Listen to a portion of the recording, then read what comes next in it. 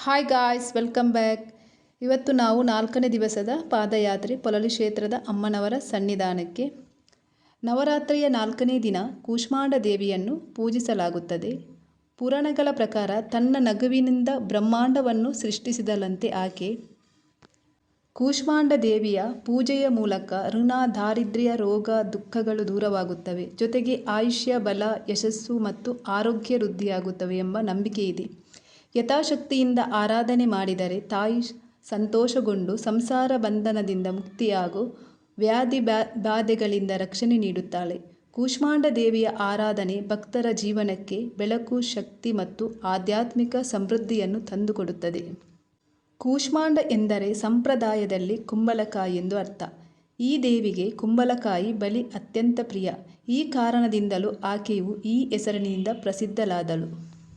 ಕೂಷ್ಮಾಂಡ ದೇವಿಯ ಕಾಂತಿ ಸೂರ್ಯನ ತೇಜಸ್ಸಿಗೆ ಸಮಾನ. ಅವಳ ದೇಹದಲ್ಲಿ 10 ದಿಕ್ಕುಗಳು ಪ್ರಕಾಶಿಸುತ್ತವೆ.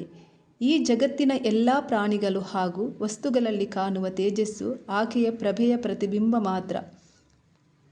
ದೇವಿಗೆ 8 ಭುಜಗಳು ಇರುವುದರಿಂದ ಅಷ್ಟಭುಜ ದೇವಿ ಎಂದು ಅವಳನ್ನು ಕರೆಯುತ್ತಾರೆ. ಕೂಷ್ಮಾಂಡ ಎಂದರೇನು? ಕು ಅಂದರೆ ಸಹಿಸಲಾಗದು, ಉಷ್ಮ ಅಂದರೆ ಉಂಟಾಗುವ ಉಷ್ಣತೆ ಅಥವಾ ಶಬ್ದ, ಅಂಡ ಎಂದರೆ ಜೀವಕೋಶ ಅಥವಾ ಬ್ರಹ್ಮಾಂಡ.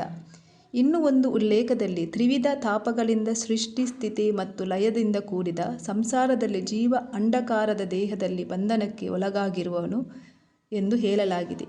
ಈ ಪುನರ್ವರ್ತಿತ ಬಾಂಧವ್ಯದಿಂದ ಬಿಡಿಸಬಲ್ಲವಳೇ ಕೂಷ್ಮಾಂಡ ದೇವಿ. 4ನೆಯ ದಿನ ಆರಾಧಿಸಲ್ಪಡುವ ತಾಯಿ ಸ್ವರೂಪವೇ ಕೂಷ್ಮಾಂಡ.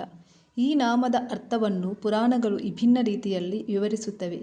ಪುರಾಣದ ಕಥೆಯ ಪ್ರಕಾರ ಅಂಧಕಾರ ಮಾತ್ರ ಆವರಿಸಿದ ಕಾಲದಲ್ಲಿ ತನ್ನ ಮಂತ ಮತ್ತು ಮಧುರ ನಗುವಿನಿಂದಲೇ ಈ ತಾಯಿ ಬ್ರಹ್ಮಾಂಡವನ್ನು ಸೃಷ್ಟಿಸಿದಳು.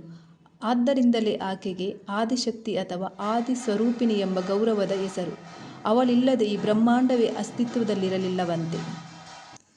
ನವರಾತ್ರಿ ದಿನಗಳನ್ನು ವರ್ಷದ ಅತ್ಯಂತ ಶುಭ ದಿನಗಳೆಂದು ಪರಿಗಣಿಸಲಾಗುತ್ತದೆ. ಪ್ರತಿ ದಿನವೂ ದುರ್ಗಾದೇವಿ ವಿಭಿನ್ನ ಅವತಾರಗಳಿಗೆ ಮೀಸಲಾಗಿರುತ್ತದೆ. ಅವಳು ಸಿಂಹದ ಮೇಲೆ ಸವಾರಿ ಮಾಡುತ್ತಾಳೆ ಮತ್ತು 8 ಕೈಗಳನ್ನು ಹೊಂದಿದ್ದಾಳೆ. ಅವಳು ತನ್ನ ಬಲಗೈಯಲ್ಲಿ ಕಮಲ, ಕಮಂಡಲ ಮತ್ತು ಬಿಲ್ಲು ಬಾಣವನ್ನು ಹಿಡಿದಿದ್ದಾಳೆ. ಅವಳು ತನ್ನ ಎಡಗೈಯಲ್ಲಿ ಅಮೃತ ಕಲಶ, ಜಪಮಾಲೆ, ಗದ ಮತ್ತು ಚಕ್ರವನ್ನು ಹಿಡಿದಿದ್ದಾಳೆ. ಕೂಷ್ಮಾಂಡ ದೇವಿಯನ್ನು ಅಷ್ಟಭುಜ ದೇವಿ ಎಂದು ಪರಿಗಣಿಸಲಾಗುತ್ತದೆ. ಈ ದಿನದಂದು ಖಿನ್ನತೆ, ಆತಂಕ, ಭಯ ಅಥವಾ ವಿಷಾದವನ್ನು ಅನುಭವಿಸುತ್ತಿರುವ ಜನರು ಕೂಷ್ಮಾಂಡ ದೇವಿಯನ್ನು ಪ್ರಾರ್ಥಿಸಬೇಕು ಮತ್ತು ಪೂಜೆ ಮಾಡಬೇಕು. ಸಂಪ್ರದಾಯದ ಪ್ರಕಾರ ಭಗವಾನ್ ವಿಷ್ಣು ವಿಶ್ವವನ್ನು ಸೃಷ್ಟಿಸಿದಾಗ ಎಲ್ಲೆಡೆ ಕತ್ತಲೆ ಇತ್ತು. ನಂತರ ಒಂದು ಮುಗುಳ್ನಗೆಯಿಂದ ದೇವಿ ಕೂಷ್ಮಾಂಡ ಪ್ರತಿಯೊಂದು ಗ್ರಹ, ನಕ್ಷತ್ರಪುಂಜ ಮತ್ತು ಭೂಗೋಳವನ್ನು ಬೆಳಗಿಸಿ ಬ್ರಹ್ಮಾಂಡದಿಂದ ಕತ್ತಲೆಯನ್ನು ಓಡಿಸಿದಳು. ಈ ಬ್ರಹ್ಮಾಂಡವನ್ನು ಶೂನ್ಯದಿಂದ ಸೃಷ್ಟಿಸಿದ್ದು ಕೂಡ ಕೂಷ್ಮಾಂಡ ದೇವಿಯೇ ಎಂದು ಕಥೆಯಲ್ಲಿ ಹೇಳಲಾಗಿದೆ. ಕೂಷ್ಮಾಂಡ ದೇವಿಯು ಅಂತಿಮ ಶಕ್ತಿ ಮತ್ತು ಬೆಳಕಿನ ಮೂಲವಾಗಿದ್ದಾಳೆ. ಸೂರ್ಯನಿಗೆ ಬೆಳಕು ಮತ್ತು ಶಕ್ತಿಯ ಮೂಲ ಎಂದು ಕೂಷ್ಮಾಂಡ ದೇವಿಯನ್ನು ಕರೆಯಲಾಗಿದೆ.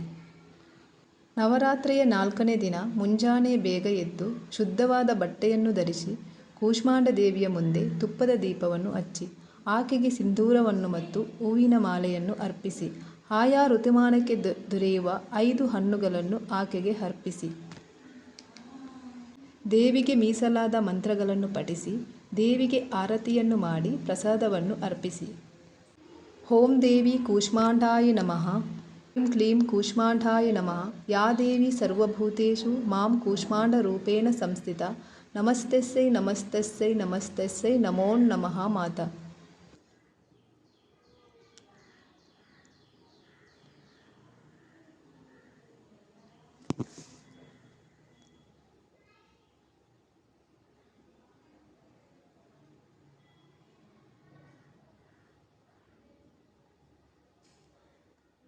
ನೋಡಿ, ದೇವಸ್ಥಾನ ಬಂತು. ಈಗ ನಾವು ಕೈಕಾಲು ತೊಳೆದು ದೇವಸ್ಥಾನಕ್ಕೆ ಒಳಗೆ ಹೋಗ್ತಾ ಇದ್ದೇವೆ.